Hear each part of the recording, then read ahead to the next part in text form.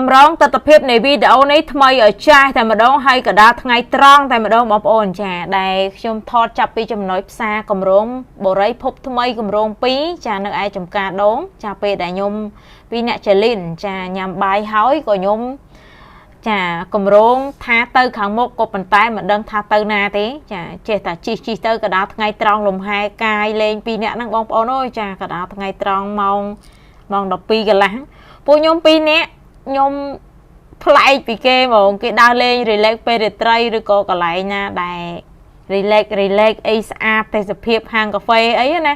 ក៏ប៉ុន្តែដោយឡែកខ្ញុំពីរនាក់ចាមានតែកន្លែង QQ ហើយមានពណ៌បៃតងបែបធម្មជាតិវាលស្រែមានកផ្លោកមានឈូកមានស្រូវមានអីចឹងទៅបងប្អូនចាឥឡូវខ្ញុំបន្តដំណើរខ្ញុំថតមួយហើយនិយាយតាម step by step ជូនបងប្អូនទាំងអស់គ្នាចាកុំឲ្យថាង review តាខេត្តព្រៃវែងពេកឥឡូវខ្ញុំមក review វីដេអូតាក់ទងទៅនឹងចាទឹកដីនៃទីក្រុងភ្នំពេញវិញម្ដងចាភ្នំពេញមិនមែនបងប្អូនចាថាងនៅភ្នំពេញចាដីសិតតែខ្នល់កស៊ូចាក់បេតុងទាំងអស់ណាតោះឥឡូវបន្តដំណើរទៅមួយខ្ញុំចាតាមផ្លូវអារោគអារៈនេះចាជាមួយនេះខ្ញុំទាំងអស់គ្នា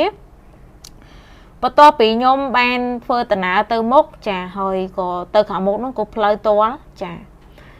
នៅខាងនេះផងដែរចាមានបឹងឈូកចានេះបឹងឈូកធំមែនតើបងប្អូនចាដីលហោលហៅហើយឈូកដុះប្រប្រងប្រព្រាតចាហើយពិសេសនោះមើលទៅឃើញថាដូចចាប់អារម្មណ៍មានឈូកហើយមានទូកចុះបេះទៀតឥឡូវបន្ទាប់ពីខ្ញុំ review វីដេអូចាខ្ញុំថត selfie ពីអ្នកចលិនសិនចាឥឡូវបងលេនគាត់ក្រេក្រចាប្រុងឲ្យខ្ញុំថតឲ្យហើយគាត់ប្រុងឡើងលើទូកចាក៏ប៉ុន្តែពេលដែលចុះទូកទៅមានអារម្មណ៍ថាបាក់ពើក៏អត់ហ៊ានទេបងប្អូនត្រង់ចំណុចនេះផងដែរជាទឹកដីនៅក្នុងទឹកដីចំការដងចានៅទិសខាងត្បូងតែម្ដងចានៃគម្រោងបូរីភពថ្មីគម្រោង2ចាគៀកនឹងព្រំបន្ទល់គម្រោងចា Chip Mongland ផងដែរចាបងប្អូនផ្លូវនេះណាចាផ្លូវតលអត់មានទៅមុខបានទេហើយខ្ញុំក៏ឃើញទស្សនភាពដ៏សែនខៀវសង្ងាត់ស្រស់ត្រកាលហ្នឹងក៏ខ្ញុំឈប់ថតបន្តិចទៅហើយខ្ញុំក៏បានសួរបងប្រុសចាគាត់ជីកង់ខ្ញុំថាបងតើទៅមុខមានផ្លូវទៅរួចទេគាត់កវីក្បាលគាត់ថាអត់មានផ្លូវទេចែអើយចាគាត់មកដល់ខ្ញុំក៏គាត់ឈប់កង់ហើយគាត់បដើកង់ហើយបានគាត់ជិះបន្តទៅមុខទៀតចាខ្ញុំពិតជាអរគុណគាត់មែនតើដោយការគោរពចានៅពេលនេះហើយបងប្អូននេះដូចបានឃើញទស្សនភាពជាក់ស្ដែងអញ្ចឹងចាក្តៅណាបងប្អូនចាពងអង្គុយថតទូរស័ព្ទនេះសរេសរងមើលបងប្អូន iPhone ផងចាក្តៅណាស់ឲ្យចាយហើយពួកខ្ញុំដើរលេងបែបអញ្ចឹងឯងចាភាគច្រើនខ្ញុំចូលចិត្តបែបទេសភាពអញ្ចឹងចាមិនចាមក relax ទៅហាងកាហ្វេ Amazon ឬក៏កន្លែង brown អីណាណីបងប្អូនចាពួកខ្ញុំបានតែអញ្ចឹងឯងចាឥឡូវបន្ទាប់ពីខ្ញុំសម្រាប់កន្លែងបឹងឈោកថតហើយរួចរាល់ហើយខ្ញុំបន្តដំណើរទៅមុខទៀតឥឡូវចាំមើលបងប្អូនថាតើវីដេអូហ្នឹងខ្ញុំធ្វើដំណើរទៅដល់ទីណាកន្លែងណាខ្លះចាគង់អត់ដឹងហើយនៅវីដេអូខាងមុខតោះឥឡូវខ្ញុំបន្តដំណើរលហៀកចាទៅមុខបន្ថែមទៀតចាក្នុងវីដេអូនេះយូរបន្តិចក៏ប៉ុន្តែខ្ញុំចង់ឲ្យបងប្អូន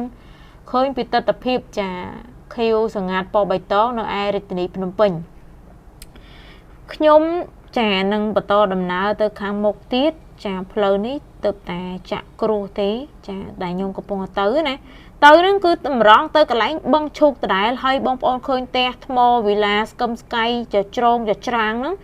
ចាគឺគម្រោង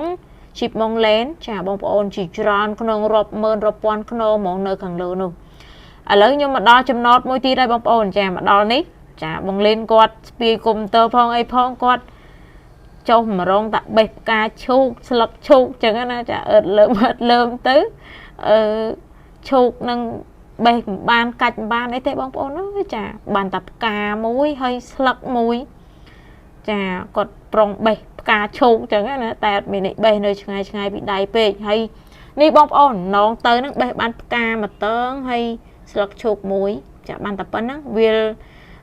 ឈូកស្កឹមស្កៃលហោលហៅនេះគឺពួកខ្ញុំពីរនាក់បេះបានតែ2តើងនឹងទេចាផ្កាហើយនឹងស្លឹក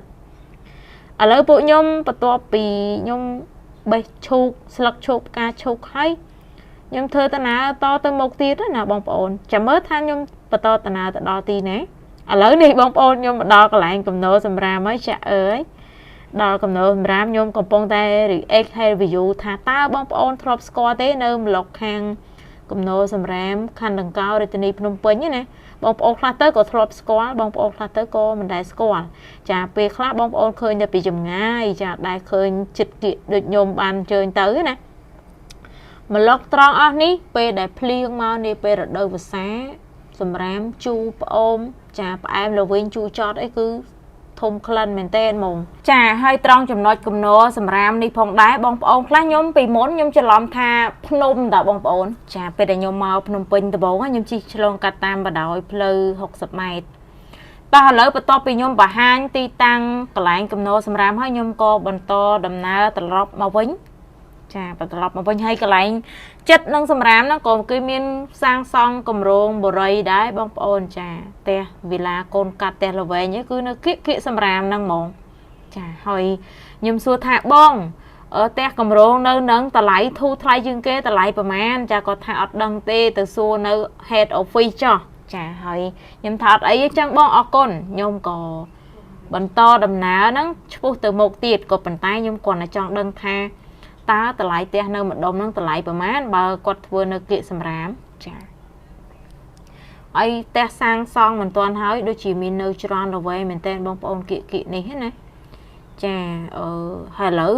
នេះបងប្អូនគម្រោងបុរីគេមានឈ្មោះថា